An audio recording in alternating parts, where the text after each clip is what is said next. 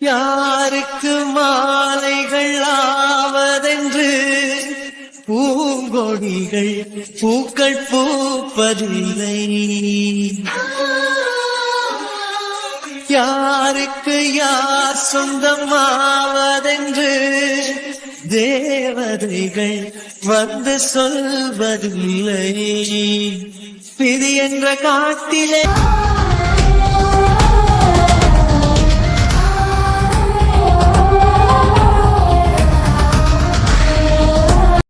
நாங்க கேட்க வந்திருக்கிறது உங்க பொண்ணை கிடையாது, என் ஃப்ரெண்டு தாலி கட்டின அவன் பொண்டாட்டியா. உண்மையா எங்களுக்கு தெரியல சார். பசங்க இப்ப சொல்ற வரைக்கும் உங்க பொண்ணுக்கு பரிகாரம்னு ஒரு கல்யாணம் பண்ணதுக்கே நாங்க குற்ற உணர்ச்சியில தான் இருக்கோம். ஆனா உங்க பொண்ணு 2 வருஷமா எந்த நம்பிக்கையில அந்த தாலியை சுமந்துக்கிட்டு இருந்தான்னு தெரியல. இப்படி ஒருத்தன் வருவானா வரமாட்டானா, பரிகாரத்துக்காக தாலி கட்டிட்டு போனானே அவன் போய் வேற கல்யாணம் பண்ணியிருந்திருப்பானா அப்படின்னு சொல்லிட்டு எவ்வளவு கேள்வி அவளுக்குள்ள இருந்திருக்கும். அதெல்லாம் மீறி அவன் அந்த தாலியை இந்த 2 வருஷமா சுமந்துட்டு இருந்திருக்கா. இப்படியும் பொண்ணு இருக்காளா? இப்படிப்பட்ட பொண்ணு எங்க ரோஹித்துக்கு பொண்டாட்டின்னு நினைக்கும் போது எங்களுக்கு அவ்வளோ பெருமையா இருக்கு. பரிகாரம் தான் கல்யாணத்தை பண்ணு கழட்டி கொடுன்னு சொல்றப்ப நாங்க கூட யோசிக்கலதான். ஆனா உங்க பொண்ணு இப்ப தாலியை போட்டிருக்கிறது எங்களை செருப்பால் அடிச்ச மாதிரி இருக்கு. நீங்களாம் தாலியை கழட்டி தர சொல்லுவீங்க, நீங்க ஒரு பொம்பளையா இருந்துகிட்டு சொல்லலாம். ஆனா நான் தாலியை மதிக்கிறவன், அந்த தாலியை நான் கழட்ட மாட்டேன்னு தாலியை வைராக்கியமா சுமந்துட்டு இருந்திருக்காளே. பரிகாரம்னு ஒரு விஷயம் பண்ணி ஒரு பொண்ணை இப்படி பண்ணிட்டோமேன்றது எங்க மனசு அறுத்துக்கிட்டு இருந்தது. இப்ப அந்த பொண்ணு தாலியை சுமந்துட்டு இருக்கான்னு கேட்கும்பொழுது எங்களுக்கு எவ்வளவு வலிக்குது. அவ எவ்வளவு வலி வேதனையோட சுமந்துட்டு இருந்திருப்பா. இதுக்கப்புறமும் நீங்க உங்க பொண்ணுக்காக முடிவெடுக்க போறீங்களா, இல்ல உங்க வரட்டு கௌரவத்துக்காக முடிவெடுக்க போறீங்களான்னு நீங்க தான் சொல்லணும். இல்ல நான் என் பொண்ணுக்காகலாம் முடிவெடுக்க மாட்டேன், திரும்ப திரும்ப நீங்க பண்ணதுதான் தப்பு அப்படின்னு எங்களையே தான் குத்தி காமிச்சு பேசுவீங்க அப்படின்னா நீங்க உங்க பொண்ணுகிட்ட பேசிட்டு அவங்க கழுத்துல இருக்கிற தாலியை வாங்கிட்டு வந்து கொடுங்க. நாங்க சந்தோஷமா வாங்கிட்டு போய் பரிகாரத்தை முடிச்சுட்டு என் ஃப்ரெண்டுக்கு வேற ஒரு கல்யாணம் பண்ணி வச்சுக்கிறோம். நான் என் பொண்ணுகிட்ட பேசணும். திரும்பவும் சொல்றேன் சார், நீங்க ஏதோ ஒரு முடிவு சொல்றீங்கன்றதுக்காக காதுல வாங்கிட்டு நாங்க போக மாட்டோம். எங்க பையனை நீங்க ஏத்துக்க மாட்டீங்க, உங்க முடிவுல இருந்து நீங்க மாற மாட்டீங்க அப்படின்னா நந்தினி கழுத்துல இருக்கிற தாலி எங்களுக்கு வேணும். டேய் சஞ்சய் பார்த்து பேசுறான். இல்லப்பா அவர் தான் நம்மள முட்டாள்னு சொல்லிட்டாரு, நம்ம எடுத்த முடிவு தான் தப்புன்னு சொல்லிட்டாரு. அப்படி இருக்கும்பொழுது அந்த தாலியும் முட்டாள் கட்டின தாலி தானே, அதையும் அவங்க கழுத்துல இருக்கணும். கழட்டி வாங்கிட்டு வர சொல்லுங்க. அப்படி இல்ல இவர் சொன்ன மாதிரி தாலியை மதிக்கிறவரா இருந்தா அவரை நல்ல முடிவு எடுக்க சொல்லுங்க. மாங்கல்யம் தந்துநானேனா மம ஜீவன ஹேதுனா கண்டே பத்ராமி சுபகே த்வாம ஜீவ சரத சதம். பா என்ன மன்னிச்சிடுங்கப்பா. அவங்க பரிகாரம் பண்ண சொல்லிட்டு தாலியை கழட்டி போடணும்னு தான்ப்பா சொன்னாங்க. ஆனா என்னால இந்த தாலியை கழட்ட முடியலப்பா. அவங்க என்னதான் பரிகாரம் சொன்னாலும் என்னால அதை பரிகாரமா ஏத்துக்க முடியலப்பா. அந்த இடத்துல நான் அவங்களுக்கு துரோகம் பண்ணிட்டேன்னா, அந்த பணத்தை வாங்கிட்டு பரிகாரத்தை முழுசா முடிச்சு கொடுக்காம வந்துட்டேன்னா என்னோட சுயநலத்துக்காக என்னோட ஆசைக்காக இந்த தாலியை சுமக்கணும்னு நினைச்சு எடுத்துட்டு வந்துட்டேன்ப்பா. இந்த தாலியை மட்டும்தான் சுமக்கணும்னு நினைச்சேன். இந்த தாலியை மட்டும்தான் கழட்டக்கூடாதுன்னு மனசு இல்லாம வந்தேன்.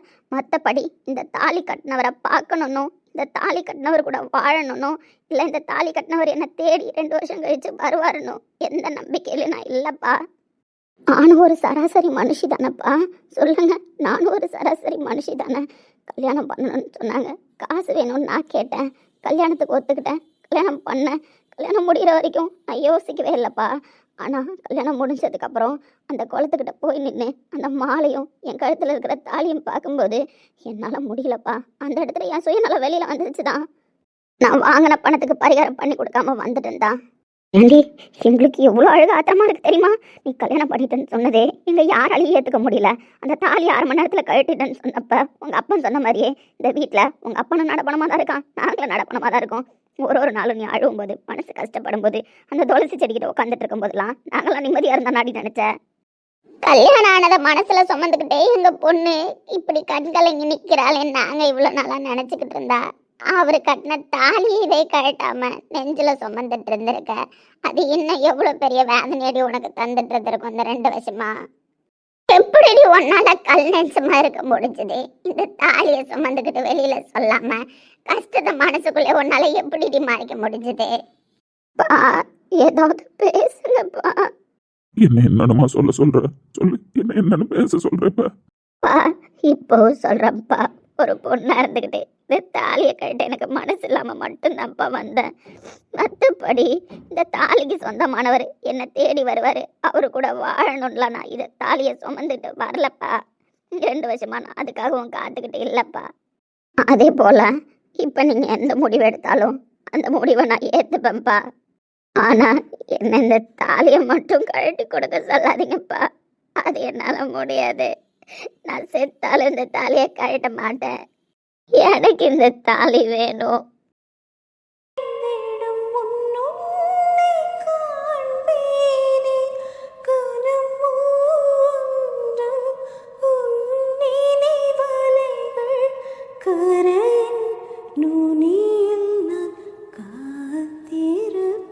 தாலியை கழட்டி கொடுன்னு சொல்ற அளவுக்கு உன் அப்பன் கல் நெஞ்சக்காரன் நம்ம நினைச்ச. பா, என் பொண்ணுக்கு ஒரு கல்யாணம் ஆச்சு. அந்த கல்யாண வாழ்க்கை இந்த அப்பனாலே 6 மணி நேரத்துல முடிஞ்சு போச்சு அப்படின்னு நீ சொன்னதை கேட்டுதாம்மா இவ்வளவு நாள் நான் ஆதங்கப்பட்டுட்டு இருந்தேன். என் பொண்ணு பரிகாரத்துக்கு பண்ணாலும் தாலின்னு ஒண்ணு கழுத்துல ஏறி இறக்கிட்டாலே அப்படின்றத கேட்டுதாம்மா இந்த பொண்ணு வந்து போயிருந்தேன். என் பொண்ணு மனசளவுல எவ்வளவு கஷ்டப்பட்டிருப்பா. அந்த தாலி ஏறும்பொழுது ஐயோ இறங்க போற தாலி என் கழுத்துல ஏறுதுன்னு அந்த ஒரு செகண்ட் அவன் நினைச்சிருப்பா. எப்படிலாம் துடிச்சிருப்பா. என் பொண்ணு அந்த தாலியை கழட்டும் போது எவ்வளவு துடிச்சிருப்பா. இந்த அப்பனுக்காக 1/2 மணி நேரத்துல அந்த தாலியை அவ கையாலே கழட்டி கொடுக்குற சூழ்நிலையை உருவாக்கிட்டேனே. எத்தனை நாள் நான் தூக்கம் இல்லாமலும் நடப்பணமாவும் உயிரோட செத்துக்கிட்டு வாழ்ந்துட்டு இருக்கேன் தெரியுமாமா. பா, ஒரு பொண்ணும் தனக்கு கல்யாணம் ஆகும்போது எவ்வளவு கனவோடையும் எவ்வளவு ஆசையோடையும் மணமேடையில உட்காந்துருப்பாங்க. தாலி கட்டும்போது அதை எவ்வளவு ஆசையா வாங்கிப்பாங்க. அந்த குடும்பனை இந்த அப்பனால பறி போயிடுச்சுன்னு நினைக்கும் போது நான் எவ்வளவு நொந்து போயிருக்கேன் தெரியுமாமா. என்னடா முத்தையா உனக்கு எடுத்தோடனே பொம்பளை பிள்ளை பிறந்துட்டா, ஆம்பளை பிள்ளை பிறந்தாதான்டா வம்சம் விருத்தி, பொம்பளை பிள்ளை இன்னொரு வீட்டுக்கு போறவடா அப்படின்னு உங்க அம்மாவுக்கு தலைச்ச முள்ளியா நீ பிறந்தப்ப ஊரே வந்து சொல்லுச்சு. ஆனா இல்ல, என் பொண்ணு எனக்காக பிறந்திருக்கா, இந்த அப்பனுக்காக பிறந்திருக்கா, அவ பொம்பளை பிள்ளையா பிறக்கல, என் குலசாமியா பிறந்திருக்கான்னு தூக்கி வச்சு கொண்டாடுனடா. உன்னை அப்படிதான் வளர்த்தேன், படிக்க வச்ச, ஆளாக்குன. உனக்கு ஒரு கல்யாணம் பண்ணி பார்க்கணும், உனக்கு கல்யாணம் ஆனதுக்கு அப்புறம் உன் பிள்ளைங்களை தூக்கி சுமக்கணும் அப்படின்னு ஆசை வச்சிருந்தேன்டா. ஒரு நாள் கூட நீ பொம்பளை பிள்ளையா பிறந்தீன்னு நான் வருத்தப்பட்டதில்ல. நான் நினைச்ச மாதிரியே நீ எனக்காக தான் பிறந்திருக்க, இந்த அப்பனுக்காக தான் பிறந்திருக்க, என் குலசாமியா தான் பிறந்திருக்க. என்னை காப்பாத்துறதுக்கு, என் உயிரை திருப்பி கொடுக்கறதுக்காக தான் நீ பிறந்திருந்தானு எனக்கு ஆபரேஷன் பண்ணப்ப புரிஞ்சுது. ஆனா அதுக்கப்புறம் நீ சொன்ன விஷயம்லாம் ஐயோ முத்தையா உன் கனவு பாதியிலே நின்று போச்சேடா. உன் பொண்ணுக்கு கல்யாணம் வாழ்க்கணும்னு இல்லாம போயிடுச்சேடா. அவ பிள்ளைகளை தூக்கி சுமக்கணும்னு ஆசைப்பட்டியாடா. அந்த குடும்பத்தைய கடவுள் உங்ககிட்ட இருந்து புடுங்கிட்டாருடான்னு சொல்லும் போது எப்படி இருந்துச்சு தெரியுமாமா. பரிகாரம்னு ஒரு கல்யாணத்துக்கு என் பொண்ணு தவிச்சு போய் வாழறாளேன்னு நான் நினைச்சுக்கிட்டு இருக்கிறப்ப அந்த தாலியும் சுமந்துக்கிட்டு அதுக்கு மேல ஒரு வழியை சுமந்துக்கிட்டு இருந்திருக்க. 2 வருஷமா இந்த தாலி யாரு கண்ணிலையும் படாம உனக்குள்ளே வச்சு உனக்குள்ளே எல்லா கஷ்டத்தையும் போதிச்சு இந்த குடும்பத்துக்காகவே எல்லா தியாகத்தையும் பண்ணியிருக்க. எந்த நம்பிக்கையில இந்த தாலியை நீ சுமந்ததுலாம் எனக்கு தெரியலம்மா. என்னதான் ஒரு பொண்ணு அப்பனுக்காக தியாகம் பண்ணியிருந்தாலும் அந்த தாலிய ஆசையோட சுமந்திருக்கா. அப்படி ஆசையோட சுமந்த அந்த தாலிக்கு சொந்தமானவன் கண் எதிர்க்க வந்து நின்னப்பவும் இல்ல எனக்கு என் அப்பாவோட விருப்பம் தான் முக்கியம், நீ என்னதான் என்ன நினைச்சுக்கிட்டு 2 வருஷமா இருந்திருந்தாலும் நான் தான் வேணும், நீ நின்னாலும் எனக்கு நீ வேணாம், என் அப்பா தான் எனக்கு முக்கியம், என் அப்பா எடுக்கிற முடிவு தான் எனக்கு முக்கியம், என் குடும்பம் தான் முக்கியம்னு நீ இன்னும் வைராக்கியம் பண்ணிக்கிற. அப்படிப்பட்ட என் பொண்ணுக்கு நான் நல்லது பண்ணணும்னு தான் நினைக்கிறேன். அப்புறம் என்னங்க, அவங்கள்ட்ட பேசி முறைப்படி ஆக வேண்டியதை பார்க்கலாம்ல. தம்பி, அந்த பையனும் நம்ம நந்தினியை நினைச்சுக்கிட்டே தானடா 2 வருஷமா இருந்திருக்கான். ஒரு பொண்ணு ஒரு புருஷனுக்காக காத்துக்கிட்டு இருக்கலாம்டா எத்தனை வருஷம் வேணாலும். ஆனா எந்த ஒரு புருஷனும் ஒரு பொண்டாட்டி திரும்பி வருவான்னு காத்துக்கிட்டு இருக்க மாட்டான்டா. ஏன்னா காலகட்டம் அப்படி இருக்கு. பொண்டாட்டி 2 நாள் ஊருக்கு போனாலே பக்கத்து வீட்டுல இருக்கிறவளை பார்க்கலாமா, எழுத்து வீட்டுல இருக்கிறவளை பார்க்கலாமான்னு இருக்கிற இந்த காலத்துல பரிகாரத்துக்காக கட்டணும், அதுவும் கண்ணை கட்டிக்கிட்டு தான் ஒரு தாலியை கட்டணும். அதுக்கு சொந்தமானவ எப்படி இருந்தாலும் பரவாயில்ல, யாரா இருந்தாலும் பரவாயில்ல, அவ கிடைச்சாலும் பரவாயில்ல, கிடைக்கலனாலும் பரவாயில்ல, அவளைதான் நான் பொண்டாட்டியா நினைச்சு வாழ்வேன்னு அவன் வாழ்ந்திருக்கான்டா. அதுவும் ஒன்றும் இல்லாதவன் கிடையாது. இந்த ஊர்ல பெரிய பணக்காரன், அவன் பார்க்காத பொண்ணுங்களா, அவங்க வீட்டில் அவனுக்கு தேடி வைக்காத பொண்ணுங்களா, எல்லாத்தையும் விட்டுட்டு நம்ம நந்தினிக்காக காத்துட்டு இருந்திருக்கான். அதையும் மீறி இப்ப அந்த குடும்பமே கையேந்தி வந்து நிக்குது பொண்ணு கொடுங்கன்னு. இதை விட என்னடா வேணும்? நந்தினி அழுவாத, கண்ணத்தோட வா. என் பொண்ணு அழுத இந்த அப்பா விரும்பல. இந்த அப்பா எது சொன்னாலும் கேட்ப, அப்படித்தானே? ஆமாப்பா. இந்த அப்பா எந்த முடிவு எடுத்தாலும் அது உன் நல்லதுக்கு தான் நீ நம்புற, அப்படித்தானே? நீங்க மட்டும் நம்ப என்னோட நம்பிக்கை. எனக்கு விவரம் தெரிஞ்சதுலேருந்து இது வரைக்கும் எனக்கு நம்பிக்கையான ஒரு ஆண் இருக்கான் அப்படின்னா அது என் அப்பா தானப்பா. எனக்குன்னு மட்டும் இல்ல, இந்த உலகத்துல இருக்கிற எல்லா பொம்பளை பிள்ளைக்குமே அவங்க அப்பா தான்ப்பா நம்பிக்கை, அதுவும் முதல் நம்பிக்கை. சரிம்மா, நீ கண்ணத்தோட. சாரிப்பா. உலகில் உறவா நீதான் என இருக்கிறேன், ஒரு நாள் உணர்வாய் என தினம் பொறுக்கிறேன் அப்பா, நீ என்னோட அன்பாகி போனாள். நீ மன்னிப்பு கேட்குற அளவுக்குலாம் எந்த தப்பும் செஞ்சிடலாமா. ஒரு பொண்ணா உனக்கு இருந்த ஆசை நியாயமானது. இது கடவுள் போட்ட முடிச்சுன்னு எடுத்துக்கலாம். என்னதான் கடவுள் போட்ட முடிச்சா இருந்தாலும் என்னால உடனே அவங்கள நம்ப முடியாது. என் வீட்டு படியேறி வந்து நின்னுட்டாங்க தான், கையேந்தி பொண்ணு கேட்டுட்டாங்க தான். இருந்தாலும் என் பொண்ணை உடனே எல்லாம் அவங்க கூட அனுப்ப முடியாது. என்னால அதான் பையன், அவருதான் மாப்பிள்ளை, என் பொண்ணுக்கு அவருதான் புருஷன், என்னால ஒத்துக்க முடியாது. ஏங்க அதுக்குன்னு என் முடிவு எதையும் நான் இப்போ எடுக்கல. எனக்கு முடிவு எடுக்க 1 வாரம் டைம் வேணும். என் பொண்ணோட வாழ்க்கை இது. என் பொண்ணோட வாழ்க்கை 2 வருஷமா கண்கட்டி வித்த மாதிரி போயிடுச்சு. ஆனா இதுக்கப்புறமும் என் பொண்ணு வாழ்க்கை அப்படி மாறக்கூடாது. பொண்ணுக்கு ஒரு அப்பா மாப்பிள்ளை பார்க்கறான் அப்படின்னா அவன் யாரு எவரு எல்லாத்தையும் விசாரிச்சு நல்லது கெட்டது தெரிஞ்சுதான் கல்யாணம் பண்ணி கொடுப்பாங்க. ஆனா என் பொண்ணு விஷயத்துல அப்படியே மாத்தி நடக்குது. கல்யாணம் முதல்ல ஆயிடுச்சு, அதுக்குன்னு என் பொண்ணு கழுத்துல தாலியை சுமந்துட்டான்னு இந்தாங்க கையை பிடிச்சி கூட்டிட்டு போங்கன்னா என்னால அனுப்ப முடியாது. அந்த பையனை பத்தி நான் தெரிஞ்சுக்கணும், அந்த பையனை பத்தி நான் விசாரிக்கணும், அந்த பையன் குடும்பத்தை பத்தியும் நான் தெரிஞ்சுக்கணும். என்னதான் அவங்க வந்து நின்னாலும் நல்ல மனுஷங்களா தெரிஞ்சாலும் எனக்கு ஒரு பக்கம் நம்பிக்கை இல்லாம தான் இருக்கு.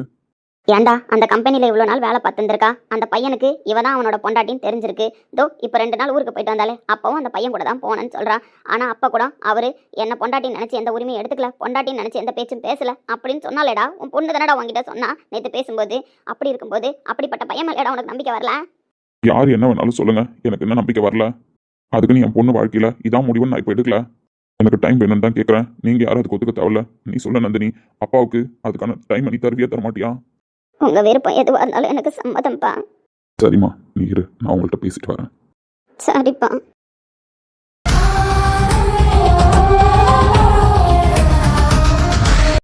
இப்படி உன்னால இருக்க முடிஞ்சது இப்படி?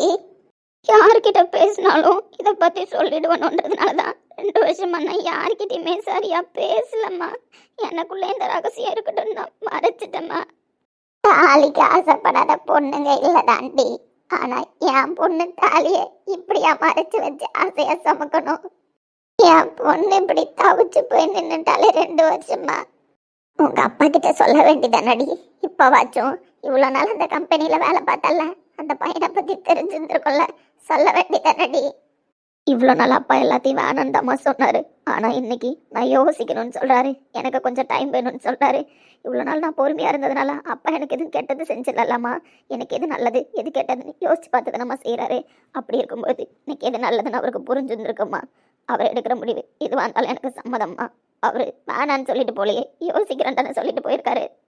நீ சொல்றது சரிதான். உங்க அப்பா வேணான்னு சொல்லிட்டு போலையே, யோசிக்கிறேன்னு தானே சொல்லிட்டு போறாரு.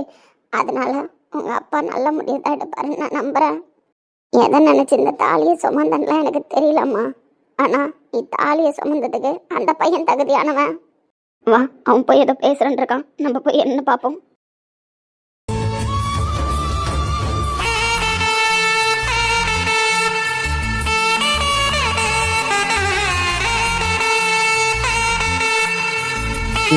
என்னடா முடிவு எடுப்பாரு? அந்த மஞ்ச சொக்கா மூஞ்சி மாறினதுலேருந்தே தெரியல, முடிவெல்லாம் எடுத்துட்டாரு. இவ்வளோ நாள் அவர் பொண்ணு தாலி போட்டிருந்துச்சுன்ற ஒரே காரணத்துக்காகவே சேர்த்து வைக்கணும்லாம் தோணி இருக்கும். இருந்தாலும் மனுஷனுக்கு ஈகோ இடிக்கும். அதனால ஏதாவது பிளான் பண்ணிட்டு வந்திருப்பாரு. கம்முனரு, எப்படியும் பாசிட்டிவான முடிவு அவர் எடுக்கல, என்ன வேற மாதிரி பார்ப்பாரு. என் பொண்ணுகிட்ட பேசிட்டேன். நீங்க நல்ல பதிலா சொல்லணும் தான் நாங்கள் எதிர்பார்க்குறோம். ஒரு பொண்ணா என் பொண்ணு அந்த தாலியை கழட்டக்கூடாதுன்னு நினைச்சது, அந்த தாலியை சுமக்கணும்னு நினைச்சதெல்லாம் கரெக்டு தான். ஆனா என் பொண்ணு அந்த தாலி கட்டினவர் வந்து கூப்பிட்டுட்டு போவாரு அப்படின்றதுக்காக 2 வருஷம் இந்த தாலியை சுமக்கல. டேய் ரோஹித், அந்த ஆள் மாத்தி யோசி விளையாடுறாரா? ஆமா மச்சான், உள்ள போனாரு, பொண்ணுகிட்ட பேசணும்னாரு, திருப்பி வந்து பழையபடி அப்படியே அந்நியன் மாதிரியே பேசுறாரு. டேய் இரு இரு, ஒரு முடிவுக்கு வருவாப்ல. எனக்கு எதுவும் பாயிண்ட் கிடைக்கல, பேச பேசதான் பாயிண்ட் கிடைக்கும். மஞ்சள் சக்கா முதல்ல பேசட்டும், பாயிண்ட் மட்டும் கிடைக்கட்டும், அதுக்கப்புறம் அந்த பாத்துக்கிறேன். You are my best friend. சீப்ப என்ன சார் திரும்பவும் இப்படி பேசுறீங்க? அப்படிதான் பேச முடியுங்க, இந்த விஷயத்த அப்படிதான் பேச முடியும். நீங்களே சொன்னீங்களேன், ஒரு பொண்ணுக்கு ஒரு வீட்டில் மாப்பிள்ளை பார்க்குறாங்க, அவங்க என்ன பார்ப்பாங்க? அந்த பையன் நல்லவனா கெட்டவனா, அவனுக்கு நல்ல பழக்கம் கெட்ட பழக்கம் எல்லாம் என்ன இருக்கு, அந்த குடும்பம் நல்ல குடும்பமா, நம்ம பொண்ணை போய் வாழ வைக்கிற இடத்துல நம்ம பொண்ணு சந்தோஷமா வாழ்வாளா, அதெல்லாம் பார்ப்பாங்க தானே. இப்போ உங்க வீட்டிலே ஒரு பொண்ணு இருந்தாலும் நீங்க ஒரு பையனை தேர்ந்தீங்கன்னா அதெல்லாம் பார்ப்பீங்க தானே. ஆமாண்ணா, கண்டிப்பா பார்த்து தான் கொடுப்போம். நீங்க சொல்றதுல தப்பு கிடையாது. ஆனா இங்க தான் கல்யாணம் ஆயிடுச்சே. ஆமாமா, கல்யாணம் ஆயிடுச்சுதான். கல்யாணம் ஆயிடுச்சுன்றதுக்காக என் பொண்ணை கூட்டு போங்க நான் சொல்ல முடியுமா? இப்போ உங்க முடிவு தான் என்ன? இது 2 பிள்ளைங்களோட வாழ்க்கை பிரச்சனை. நீங்க யோசிச்சு நல்ல முடிவு தான் சொல்லணும். நீங்க எவ்வளவு பெரிய குடும்பம், எவ்வளவு பெரிய ஆளுங்க, எனக்கு எல்லாமே தெரியுது. என் வீட்டு படியேறி வந்திருக்கீங்க அப்படின்னா உங்க புள்ள சந்தோஷம் நீங்க வந்திருக்கீங்கன்னு நான் நினைச்சுக்கலாம். ஆனா என் புள்ள சந்தோஷமா இருக்கணும் நானும் நினைப்பேன்ல. ஆமா சார், நீங்க நினைக்கிறீங்க தான், உங்க பொண்ணு சந்தோஷமா இருக்கணும், எங்க பையனும் சந்தோஷமா இருக்கணும், அவங்க 2 பேரும் சேர்ந்து இருந்தாதான் அந்த சந்தோஷம் கிடைக்கும்ன்றதுனால தானே இப்படி பேசிட்டு இருக்கோம். நீங்க ஒரு விஷயத்த நல்லா புரிஞ்சுக்கோங்க. என் பொண்ணுக்கு கல்யாணம் பண்றது இந்த வீட்ல இருந்து ஒரு உறவை வெளியில அனுப்புறதுக்காக இல்ல, இந்த வீட்டுக்கு புதுசா ஒரு உறவை உள்ள கூப்பிட்டு வர்றதுக்காக. கல்யாணம்ன்றது அப்படிதான் நான் நினைக்கிறேன். சரிங்க சார், நீங்க அப்படி நினைக்கிற மாதிரியே வச்சுப்போம். என் பையன் என்னைக்குமே உங்க பொண்ணை உங்கள்ட்ட இருந்து பிரிச்சு கூப்பிட்டு போறவனா இருக்க மாட்டான். இந்த வீட்டுக்கு மருமகனா இல்ல, உங்களுக்கு மகனா வருவான் தான் நான் சொல்றேன். கண்டிப்பா என் பேரன் இந்த வீட்ல மகனா தான் இருப்பான், மருமகனா இருக்க மாட்டான். நீங்க எல்லாரும் சொல்லலாம், புள்ளைய பெத்தவங்க அப்படிதான் சொல்லுவீங்க. நான் என் பொண்ணை விட்டு கொடுக்காம பேசுற மாதிரி நீங்களும் உங்க பையனை விட்டு கொடுக்காம தான் பேசுவீங்க. ஆனா அதெல்லாம் வச்சு நான் நம்ப முடியாதுல்ல சார். வேற என்ன பண்ணா உங்களுக்கு நம்பிக்கை வருங்கிறீங்க? இங்க பாருங்க, நான் ஒரு சாதாரணமான ஆளு. என் பொண்ணுக்கு நடந்த இந்த பிரச்சனையால தான் நாங்க இந்த ஊர்ல வந்து வாழ வேண்டிய சூழ்நிலை வந்துச்சு. என் பொண்ணு வேலைக்கு போறா, சம்பாதிக்கிறா. இருந்தாலும் நாங்க ஆடம்பர வாழ்க்கைலாம் வாழ மாட்டோம். எங்க தகுதிக்கு கடவுள் என்ன வாழ்க்கையை ஆரம்பத்துல கொடுத்தாரோ அதே வாழ்க்கையை தான் இது வரைக்கும் வாழ்ந்துட்டு இருக்கோம். உங்க தகுதிக்கு நாங்க நிமிர்ந்து பார்த்தாலும் நீங்க ஆகாசத்துல தான் இருப்பீங்க. நீங்க குனிஞ்சு பார்த்தா நீங்க எட்டி பார்க்குற தூரத்துல கூட நாங்க இருக்க மாட்டோம். சார், அந்த பேச்செல்லாம் இப்போ வேணாம் சார். நாங்க தான் சொல்லிட்டோமே, நாங்க பணம், வசதி, வாய்ப்பு அதெல்லாம் எப்பவுமே நினைக்கிறது இல்ல. நாங்க சாதாரண மனுஷங்களா தான் வாழ்ந்துட்டு இருக்கோம். பாசத்துக்கும் அன்புக்கும் மரியாதை கொடுக்குறவனா தான் என் பையனையும் வளர்த்துருக்கோம்.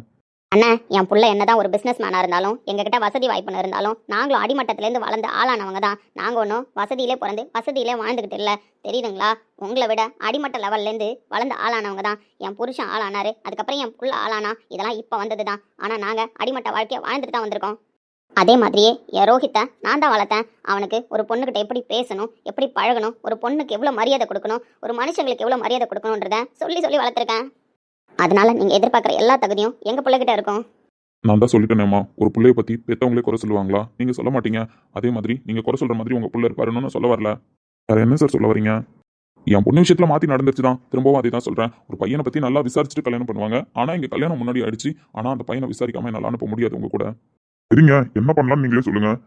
நாங்க எங்க பேரனை பத்தி சொன்னாலும் நீங்க அப்படிதான் சொல்லுவேன்னு சொல்றீங்க. அப்ப இதுக்கு என்னடா முடிவு? எனக்கு ஒரு வாரம் டைம் வேணும். என்ன சார், நீங்க என்ன ட்ரை பண்றீங்க? எனக்கு புரியல. ஒரு வாரம் டைம் வேணும்னா அந்த ஒரு வாரத்துல என்ன பண்ணுவீங்க? ஒரு நாள்ல என்ன வேணாலும் பண்ணலாம் தம்பி. ஒரு பிசினஸ் மேனா இருக்காரு உங்க ஃப்ரெண்டு, அவருக்கு தெரியாதா ஒரு நிமிஷம் கூட வேல்யூ ஆனது தானே? அதெல்லாம் எங்களுக்கு தெரியும் சார். பட் நீங்க இப்போ ஒரு வாரம் டைம் கேட்கறது எங்களை இப்போதைக்கு வீட்டை விட்டு அனுப்புறதுக்கு பிளான் பண்ற மாதிரி தெரியுது. தம்பி, உங்க ஃப்ரெண்டுக்காக நீங்க இவ்வளவு கொந்தளிக்கிறதுலாம் கரெக்ட் தான். ஒரு ஃப்ரெண்டுக்காகவே நீங்க இவ்வளவு கொந்தளிக்கும் போது பெத்த பொண்ணுக்காக நான் கொந்தளிக்கிறதுல தப்பு இல்லையே. அதனால எனக்கு ஒரு வாரம் டைம் வேணும். எதுவா இருந்தாலும் நான் யோசிச்சு தான் சொல்ல முடியும். அந்த பையனை பத்தி தெரிஞ்சுக்கிட்டு தான் சொல்ல முடியும். நீங்க சொல்ற வார்த்தையெல்லாம் வச்சு இந்தாங்க என் பொண்ணை கூப்பிட்டு போங்கலாம் அனுப்ப முடியாது. சரிங்கண்ணா, என் பையனை பத்தி தெரிஞ்சுக்கணுன்றீங்க. ஒரு வாரத்துல எப்படி தெரிஞ்சுப்பீங்க? அவன் ஒரு பெரிய பிசினஸ் மேனா இருக்கான். அப்படி இருக்கிற பட்சத்துல வெளியில நீங்க விசாரிச்சாலும் அவனை பத்தி பிசினஸ்க்கான ஒப்பீனியன் தான் சொல்லுவாங்களே தவிர அவனோட கேரக்டர் என்னன்னு சொல்ல மாட்டாங்க. அதை தான் நானும் யோசிச்சுட்டு இருக்கமா, அவரை பத்தி தெரிஞ்சுக்கணும். அதனால எனக்கு டைம் வேணும். எப்படி தெரிஞ்சுக்கிறதுன்றதெல்லாம் நானும் யோசிக்கல. நீங்க சொல்ற மாதிரி உங்க பையன் ஒரு பெரிய பிசினஸ் மேன் தான். அவரை நெருங்க முடியாதுதான். அவரை பத்தி விசாரிக்க முடியாதுதான். நீங்க சொல்ற மாதிரி விசாரிச்சாலும் பிசினஸ் பத்தி அவர் எப்படி பிசினஸ்ல இருப்பாருன்றத பத்தி தான் நான் தெரிஞ்சுக்கலாமே தவிர அவரோட பர்சனல் கேரக்டரை பத்தி என்னால தெரிஞ்சுக்க முடியாதுதான். அது எனக்கு புரியுது சார். இந்த ஒரு வாரம் என் பையனை பத்தி நீங்க தெரிஞ்சுக்கிட்டீங்க, என் பையன் நல்லா வந்தான்னு நீங்க புரிஞ்சுக்கிட்டீங்க அப்படின்னா உங்க பொண்ணு அனுப்புறதுல உங்களுக்கு எந்த தயக்கமும் இல்ல, அப்படித்தானே சார்? அப்படி என்னால சொல்ல முடியாது. ஒரு வாரத்துல உங்க பையனை எனக்கு பிடிக்காம கூட போலாம். அதனால நான் முடிவு எப்ப சொல்லல, ஒரு வாரம் கழிச்சு தான் சொல்லுவேன். என்னடா இவரு ஏதோ பேசுறாரு? உன்னை பத்தி எப்படி தெரிஞ்சுப்பாரு? ஒருவேளை ஆபீஸ்க்கு வேலைக்கு வருவாரோ? ஏய், அப்பதானடா என்னை பத்தி தெரிஞ்சுக்க முடியும். ஆபீஸ்க்கு வந்தா என்ன பார்க்கவே முடியும். அதனால அப்படி கேட்டேன். ஆனா ஆபீஸ்ல ஒரு ஸ்டாஃபா இருந்தா மட்டும் உன்னை பத்தி தெரிஞ்சுக்க முடியாது ரோஹித். வேணும்னா என் போஸ்டிங்கை நான் ரிசைன் பண்ணிடுறேன். செக்யூரிட்டி கார்டு உங்க பாட்டி சொல்லுமே அந்த மாதிரி உன் கூடவே இருக்கிற போஸ்டிங் இது ஒண்ணுதான். அவரை வேணா எனக்கு பதில் ஒரு வாரம் அப்பாயிண்ட் பண்ணு. அவர் உன்னை பத்தி தெரிஞ்சுக்கிறதுக்கு நல்ல சந்தர்ப்பமா இருக்கும். எனக்கு ஒரு வாரம் ரெஸ்ட் கிடைச்ச மாதிரி இருக்கும். முடியாது, உன் போஸ்டிங் எல்லாம் யாருக்குமே தர முடியாது. அப்போ உன் வாழ்க்கை உனக்கு கிடையாது. மூடிக்கிட்டு வேடிக்கை பாரு. அண்ணா, நான் வேணா ஒரு யோசனை சொல்றேன். ஆனா அதுக்கு நீங்க ஒத்துப்பீங்களான்னு தெரியலையே. சொல்லுங்க, நியாயமா இருந்தா பண்ணுவேன். என் பையன் பிசினஸ் மேனா இருக்கிறதுனால நீங்க எதிர்பார்க்குற மாதிரி இந்த ஒரு வாரத்துல அவனை பத்தி உங்களால தெரிஞ்சுக்க முடியாது. அதுக்கு இருக்கிறது ஒரே ஒரு வழிதான். சொல்லுங்க, என்ன வழி? ஒன்று, என் பையன் கூட நீங்க இருக்கணும். அது முடியாத விஷயம். அப்படி இல்லை, என் பையன் உங்க கூட இருக்கணும். அது முடியுமா முடியாதுன்றதை பத்தி நீங்க தான் சொல்லணும். ஆமா ஆமா, என்ன முடிவு எடுத்துட்டு இருக்கீங்க? சஞ்சய், நீ சும்மாரு. எங்க அண்ணி சொன்னது தான் கரெக்டு. ஒன்று ரோஹித் உங்க கூட இருக்கணும், அப்படி இல்லை நீங்க ரோஹித் கூட இருக்கணும். அப்படி இருந்தால் மட்டும்தான் தெரிஞ்சுக்கலாம். ஏன்னா அவர் இருக்கிற பொசிஷன் அப்படி. சரி, நீங்க சொல்ற மாதிரி வச்சுக்கலாம். அவர் கூட நான் போய் இருக்கிறது முடியாத விஷயம் தான். ஆனா அவரு எங்க கூட இருக்கிறது முடியாத விஷயம் தான். ஏன் சார் அப்படி சொல்றீங்க? அவனால முடியும்? முடியாது சார். ஏன்னா என்னதான் நீங்க அடிமட்டத்திலேருந்து முன்னேறி பணக்காரங்களா ஆகியிருந்தாலும் இப்ப பணக்கார வாழ்க்கையை பழகிருப்பீங்க. ஏசி இல்லாம உங்களால இருக்க முடியாது, காத்து இல்லாம உங்களால இருக்க முடியாது, ஏன் செருப்பு இல்லாம கூட உங்களால நடக்க முடியாது. நாங்க அப்படி ஒண்ணு எங்க பையனை வளர்க்கல. சொகுசா மட்டும்தான் வாழணும், சொகுசா இல்லைன்னா வாழக்கூடாதுன்னு நாங்க தான் சொல்றோமே சார். அடிமட்டத்துல இருந்தா வந்தோம். அந்த அடிமட்டத்துல வாழ்ந்த வாழ்க்கையை நாங்க என்ன மறக்கல. என் பையன் எந்த சூழ்நிலையிலும் வாழ்வான், எப்படிப்பட்ட சூழ்நிலையிலும் இருப்பான். நீங்க எங்களை நிராகரிக்கிறதுக்காக இப்பெல்லாம் பேசுறீங்களோன்னு எங்களுக்கு தோணுது. நான் நிராகரிக்கிறதுக்காகலாம் பேசலாமா? என் பொண்ணு ஒரு தாலியை சுமந்துட்டு இருக்கா. அதுக்கு அந்த பையன் தகுதியானவனா நான் தெரிஞ்சுக்கணும்ல. அதை தெரிஞ்சுக்கிறதுக்காக தான் இவ்வளவு தூரம் பேசிக்கிட்டு இருக்கேன். உங்களை நிராகரிக்கிறதுக்காக நான் ஒரு செகண்ட் கூட யோசிச்சு பேசல. சரி அப்பனா ஒத்துக்கோங்க, எங்க பையனை உங்க வீட்டுக்கு அனுப்புறதுக்கு எங்களுக்கு சம்மதம். எங்க பையன் ஒரு வாரம் உங்க வீட்ல இருக்கிறதுக்கு உங்களுக்கு சம்மதமான்னு சொல்லுங்க. இப்பவே எங்க பையனை இங்கேயே விட்டுட்டு போறோம். நீங்க வச்சிருந்து பார்த்துட்டு பழகி பார்த்துட்டு எங்க பையனோட குணத்தை பத்தி சொல்லுங்க. அம்மா அம்மா அம்மா ஐ அவன் எந்த பொசிஷன்ல இருக்கான்? நீங்க மட்டும் அசால்ட்டா இங்க இருக்கிறதுக்கு சம்மதம் சொல்றீங்க. இங்க எப்படிமா அவனால இருக்க முடியும்? சேஃப்டி பர்பஸ்லாம் யோசிக்கணும்ல. சஞ்சய், இந்த வீட்ல தானே ரோஹித்தோட பொண்டாட்டி இருக்கா. அப்படி இருக்கும்போது இதுக்கப்புறம் இந்த குடும்பமும் நம்மளுக்கு முக்கியம் தான், அவளும் நம்மளுக்கு முக்கியம் தான். அப்ப இந்த குடும்பத்தை பாத்துக்கிறது நம்மளோட பொறுப்பு தானே. அப்படி இருக்கிற பட்சத்துல என் பிள்ளைய எப்படி பாத்துக்கணும்னு அவனுக்கு தெரியும், இந்த குடும்பத்தை எப்படி பாத்துக்கணும்னு அவனுக்கு தெரியும். அதனால என் பிள்ளை எங்க இருந்தாலும் அதுக்கு தகுந்த மாதிரி அவன் வாழ்ந்துப்பான். நம்ம எதுவும் பயப்பட தேவையில்ல. நீங்க மட்டும்தான் இப்ப கூட பேசிக்கிட்டு இருக்கீங்க. உங்க பையன் வாயை திறந்து இதுக்கு என்ன சம்மதம் சொல்லலாம். எனக்கு ஓகேமா, அவருக்கு சம்மதமான்னு மட்டும் கேட்டு சொல்லுங்க. எனக்கு என் பொண்டாட்டி வேணும். என் பொண்டாட்டிக்காக என்ன வேணாலும் செய்யறதுக்கு நான் ரெடியா தான் இருக்கேன். இந்த வீட்டில் ஒரு வாரம் தங்கணும், அவ்வளோதானே. நான் கண்டிப்பா தங்குவேன். உங்களெல்லாம் ஒருத்தனா என்னால வாழ முடியும். உங்களுக்கு பையன் நான் தானே என்னால ப்ரூஃப் பண்ண முடியும். யாருக்கிட்ட பேசிக்கிட்டு இருக்க நாய? ஏய் கடவுளே, ஏதாவது ஒரு கட்டையை தூக்கி போட்டு காப்பாற்ற மாட்டாரன்னு அடிச்சுட்டு போற வெள்ளத்துல நான் மாட்டுக்கு போயிட்டு இருந்தேன்டா. கடைசியில கடவுள் கையே கொடுக்குறாரு. அப்படி இருக்கும்போது சான்ஸ் விட முடியுமா? மாப்பிள்ளைய இப்பதான் பாக்குறேன். இந்த ஆள் பேசிக்கிட்டு இருந்ததுல இவ்வளவு நேரம் கவனிக்கல. ராசா கணக்கா இருக்காரு. ஆமாண்டி வசுமதி, மாப்பிள்ளை நல்லா ராசா கணக்கால இருக்காரு. மாப்பிள்ளைன்னு கூட்டம் அந்த ஆள் வேற கோச்சுப்பாரு. இப்போதைக்கு பேசி ஒரு முடிவு வரட்டும், அதுக்கப்புறம் மாப்பிள்ளை கிட்ட பேசுவோம். ஆமா ஆமா, இப்ப பேசாத. உன் புருஷன் அப்புறம் எப்ப முறிய மறையறவானே தெரியாது. அதனால பிரச்சனை எல்லாம் முடியட்டும், மாப்பிள்ளை கிட்ட பேசுவோன்னு. ஆனா அத்தை, நம்ம பொண்ணுக்காக மாப்பிள்ளை என்ன வேணாலும் செய்வார் போலயே. ஆமாண்டி. எங்க பையன் தான் முடிவை சொல்லிட்டானே சார். இப்ப சொல்லுங்க, உங்க வீட்டுல எங்க பையன் ஒரு வாரம் இருக்கிறதுக்கு உங்களுக்கு சம்மதமா? அது இதுக்கப்புறம் நீங்க எதுவும் யோசிக்க முடியாது. என் பேரன் ஒரு வாரம் இருந்து எப்படி உங்களுக்கு ப்ரூஃப் பண்றான்னு மட்டும் பாருங்க. சரி, எனக்கு சம்மதம். உங்க பையன் இங்க வந்து இருக்கிறதுல எனக்கு எந்த ஆட்சேபனையும் இல்ல. இருந்தாலும் நீங்க வீட்டுக்கு போயிட்டு நல்லா யோசிச்சுட்டு உங்களுக்கு இதுல முழு சம்மதம் அப்படின்னா நீங்க நாளைக்கு காலையில உங்க பையனை வர சொன்னா போதும்.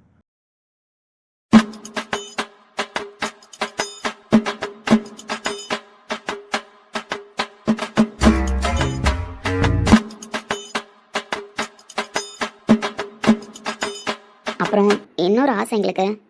சொல்லுங்க.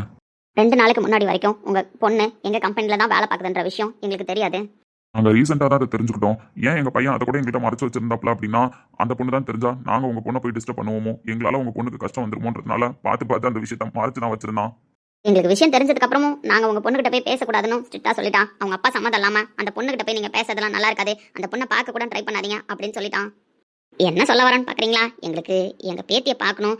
என்னதான் நீங்க ஒரு வாரம் டைம் கேட்டிருந்தாலும் எங்க பையனை அதோ காமிச்சிட்டோம், நீங்க பாத்துக்கிட்டீங்களா? அதனால உங்க முடிவு என்னவா இருந்தாலும் இருந்துட்டு போட்டோம். எங்க பேத்தியை நாங்க ஒரு தடவை பார்க்கலாமா? உண்மையாவே நீங்க யாரும் என் பொண்ணை பார்த்தது இல்லையா?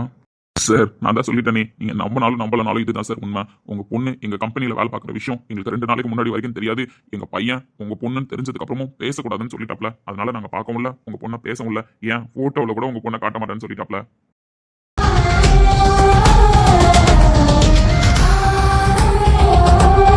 நந்தினி, இங்க வாமா. இவதான் என் பொண்ணு நந்தினி.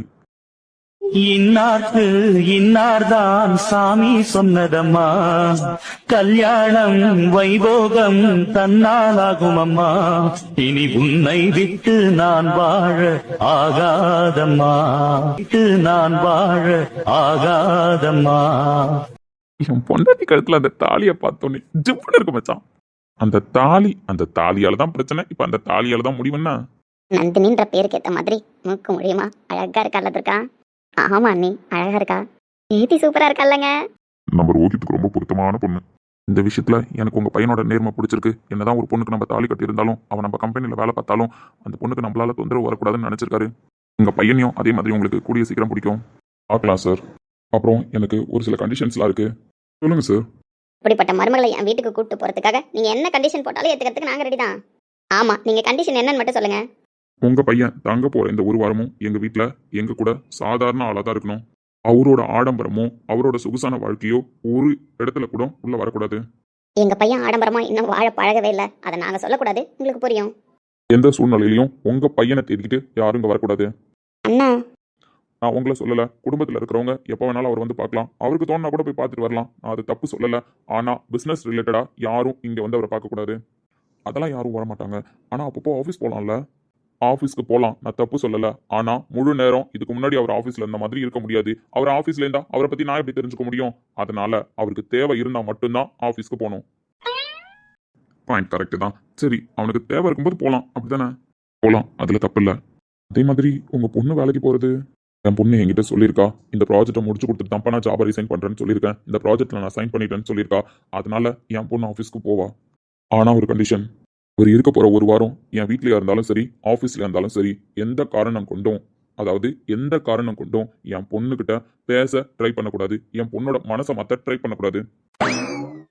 ஏண்டா உன்னை இந்த உலகம் என்னமா நம்புது? தெரியலையே மச்சான். ஏண்டா இவ்வளோ நாளா சொல்ல போனா மாச கணக்கில் அந்த புள்ள நம்ம ஆஃபீஸில் வேலை பார்த்துட்டு இருக்கு. அதுக்கும் 2 நாள் உன் கூட தனியாக வேற அனுப்பி வச்சோம். அப்பெல்லாம் நீ கரெக்ட் பண்ணாததியாடா, இந்த ஒரு வாரத்தில் நீ கரெக்ட் பண்ணிடுவேன்னு அவர் பயப்படுறாரு. இந்த பொண்ணு மனசை நீ மாத்திருந்தாதான் நாம இப்படி வந்து நிக்க தேவையில்லையே. அவர் வந்து நம்ம வீட்டு வாசல்ல நின்றுப்பாரு, என் பொண்ணை ஏத்துக்கோங்கன்னு. அப்படிலாம் பண்ணக்கூடாது மச்சான், தப்பு. அந்த ஆள் தப்பு ரைட்டாடா பார்த்து பேசுறாரு. பிசினஸ் விஷயமா பேசுற மாதிரி தானங்க வரும். ஏன்னா அவன் தான் இவங்க டீமோட ஹெட்டு. சரி, அந்த மாதிரி தேவை வருதுன்ற பட்சத்துல பேசலாம், அதுல எதுவும் பிரச்சனை இல்லை. ஏன்னா என் பொண்ணு மேல எனக்கு நம்பிக்கை இருக்கு. இவ்வளோ தூரம் நீங்க சொல்லிட்டீங்க, அதெல்லாம் சரிதான். எங்க சைடு ஒரு கண்டிஷன் மட்டும் இருக்கு. சொல்லுங்க. நீங்க சொல்ற மாதிரி என் புள்ள ஒரு வாரம் இங்க இருப்பாப்ல, எந்த ஆர்ப்பாட்டமும் இல்லாம. ஆனா அவர் இருக்கிற அந்த ஒரு வாரமும் அவரோட இவ்வளவு நேரம் என் பிள்ளைக்காக, என் புள்ள வாழ்க்கைக்காக உயிரை கொடுத்து பேசிக்கிட்டு இருந்தானே அவனோட ஃப்ரெண்டு சஞ்சய், அவன் கூட தான் இருப்பான். அப்பா அப்பா அப்பா, எனக்கு புரியுது சஞ்சய், உனக்காக தான் பேசிக்கிட்டு இருக்கேன். எப்படியும் உன்னால அவனை விட்டு இருக்க முடியாதுல்ல, அவன் கூட இருக்கணும்னு தான் நினைப்பேன். அதனால தான்டா உனக்காக தான் பேசிக்கிட்டு இருக்கேன். யூ ஆர் மை பெஸ்ட் ஃப்ரெண்ட்ன்ற மாதிரி you are my best father.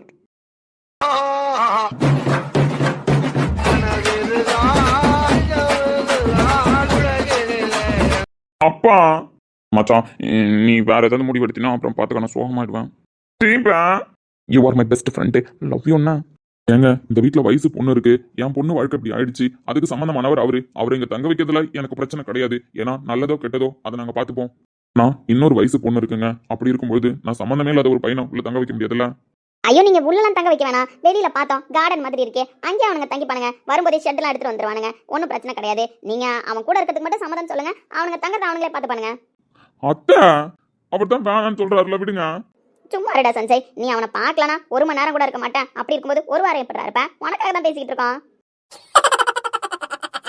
So office விஷயமா ரோஹித் இங்கே ஒர்க் பண்ண போகிறான். அப்படி இருக்கிற பட்சத்தில் சஞ்சய் ஹெல்ப்பாக இருப்பான். அதான் சரி, நீங்கள் சொன்னதுக்கு நான் ஒத்துக்கிறேன். அந்த பையன் உங்கள் பையன் கூட இருக்கிறதுல எனக்கு எதுவும் பிரச்சனை இல்லை. நீங்கள் சொன்ன மாதிரியே பையன் கார்டனில் தங்குற மாதிரி தான் இருக்கும். அவர் வாழ்ந்த வாழ்க்கைக்கு அது சரி வருமா வராதான்னு நீங்கள் திரும்ப கூட யோசிச்சுக்கோங்க. வீட்டுக்கு போய் கூட யோசிச்சுட்டு சொல்லுங்கள், பிரச்சனை இல்லை. அடிமட்ட வாழ்க்கையை வாழ்ந்துட்டு சொகுசான வாழ்க்கை வாழறது நல்லதா இருக்கும். ஆனால் சொகுசான வாழ்க்கை வாழ்ந்துட்டு அடிமட்ட வாழ்க்கை வாழறது ரொம்ப கஷ்டமாக இருக்கும். அதனால நல்லா யோசிச்சுக்கிட்டு உங்களுக்கு ஓகே அப்படின்னா நாளைக்கு அனுப்பி வைங்க. உங்க பொண்ணுக்காக ஒரு வாரம் இந்த வீட்டில் உங்கள ஒருத்தனா இருக்கிறதுக்கு எனக்கு சம்மதம். என் ஃப்ரெண்டுக்காக ஒரு வாரம் கார்டன்ல ஷெட்டு போட்டு தங்கவும் எனக்கு சம்மதம். ஏன்னா 2 பேருமே என் லைஃப்ல முக்கியம். இல்லை ஒன்றும் குறைச்சல் இல்லைன்னா மச்சான், இனிமேல் நைட்டு மொட்டை மாடி ஏறி உட்கார சீன் இருக்காதுல்ல. ஏன்னா நம்ம தான் இனிமேல் இங்கே இருக்க போறோமே. பகலில் பார்ப்போம், ஈவினிங்ல பார்ப்போம், நைட்ல பார்ப்போம். அதனால தேவையில்லாம நம்ம வீட்டில் நீங்க டிராவல் பண்ணி வர சீன் இருக்காது மச்சான். பாப்போம் இல்ல திருத்தம் தலைவரே, திருத்தம். பாப்போம் இல்ல பாப்ப. அதுக்கு நான் தேவையே இல்லாம கூட இருந்து சாக போறேன். ஏய், அந்த மஞ்சள் சொக்கா எனக்கு மாமனார்னா உனக்கு மாமனார் தான்டா. என்ன ஒரு வாரம் இருந்து மாப்பிள்ளை எப்படின்னு தெரிஞ்சுக்கணும்னு சொல்றாருனா, நாளைக்கு உன்னையும் ஒரு வாரம் இருந்து எப்படி இருக்கணும்னு தெரிஞ்சுக்கணும்னு தான் சொல்வாரு. அதனால இப்பவே ட்ரைனிங் எடுத்துக்கோண்ணா. சீப்பா, அவரு ஒன்றும் என் மாமனார் கிடையாது. அவர் தான் உனக்கு மாமனாரு, அவர் தான் எனக்கு மாமனாரு. சரிங்க, அப்போ நாங்கள் கிளம்புறோம். நாளைக்கு எங்கள் பையனை அனுப்பி வைக்கிறோம். நான் திரும்பவும் சொல்கிறேன், யோசிச்சுட்டு அனுப்புங்க. இதில் யோசிக்கிறதுக்கு எதுவுமே கிடையாதுங்க. நாளைக்கு 10 மணிக்கு எங்கள் பையன் உங்கள் வீட்டில் இருப்பான். போயிட்டு வரேன் பேத்தி. சரிங்க பாட்டின்னு சொல்லு. சரிங்க பாட்டி. என்ன அத்தன் கூப்பிடு, இவரை மாமான்னு கூப்பிடுலாம் நாங்கள் இப்போ கேட்க மாட்டோம். ஏன்னா எங்கள் பையன் மேலே எங்களுக்கு நம்பிக்கை இருக்குது. ஒரு வாரம் என் பையன் இதெல்லாம் முடிச்சுட்டு உங்கள் அப்பா சம்மதத்தோட உன் கையை பிடிச்சி கூப்பிட்டு வரும்போது நீ என்ன அத்தன் கூப்பிட்டா போதும். மச்சான், நான் சீரியஸா அவங்க அப்பாவை நினைச்சி நந்தினியை மறந்துடலாம் தாண்டா நினைச்சேன். இப்போ கூட இங்க பதறி அடிச்சுட்டு ஓடி வந்தது தேவையில்லாம அவங்க அப்பா மனசை கஷ்டப்படுத்த வேணாம், உங்களெல்லாம் ரிட்டர்ன் கூப்பிட்டு போயிடலாம் தாண்டா வந்தேன். ஆனா கடவுள் வேற முடிவு பண்ணியிருக்காரு பத்தியா. கடவுள் முடிவு பண்ணல நாயா, உங்க குடும்பம் முடிவு பண்ணியிருக்குப்பேன். நீங்க தானே மச்சான் ஆசைப்பட்டு எல்லாரையும் கூப்பிட்டு வந்தேன். நான் எதுக்கு ஆசைப்பட்டு கூப்பிட்டு வந்தேன்? எப்படியாவது மஞ்சள் சொக்காவை சமாதானப்படுத்தி நந்தினியை கையோட வீட்டுக்கு கூப்பிட்டு போயிடலான்னு நான் வந்தேன். ஆனா இங்க அப்படியே நடக்குது, சொல்லலாம் அப்படியே நடக்குது. எங்கேயாவது இந்த குடும்பம் நடக்குமாடா? ஒரு பையனை பத்தி தெரிஞ்சுக்கணும், அதுவும் கல்யாணம் ஆன நம்ம பொண்ணோட புருஷனை பத்தி தெரிஞ்சுக்கணும்னு எந்த மாமனாராச்சும் மாப்பிள்ளைய ஒரு வாரம் தங்குன்னு சொல்லுவாராடா? மச்சான், அவர் எடுத்த முடிவு கூட நல்லா தான் இருக்குண்ணா. நல்லா இருக்குல்ல, நீ தனியாவே தங்கிக்கிறியா? நான் ஒரு வாரம் ஆபீஸை பாத்துக்கிறேன். முடியாது. பொம்மி அம்மாவுக்கு கால் பண்ணி சொல்லிடு, ஒரு வாரம் வீட்டு பக்கம் வர மாட்டேன்னு. ஆமாமா, இப்ப மட்டும் நான் வீட்டு பக்கம் போயிட்டா இருக்கேன். இருந்தாலும் மச்சான், இதுக்கப்புறம் அந்த 1 மணி நேரம் கூட போக முடியாது. ஒரு வாரம் என் கூட தான், ஃபுல் ஷெட்யூல் என் கூட தான், day and night. My best friend. என் பொண்டாட்டி என் கண்ணுக்கு அழகா தெரியும் மச்சான். என் கண்ணுக்கு நீ இப்ப பாவியா தெரியறடா.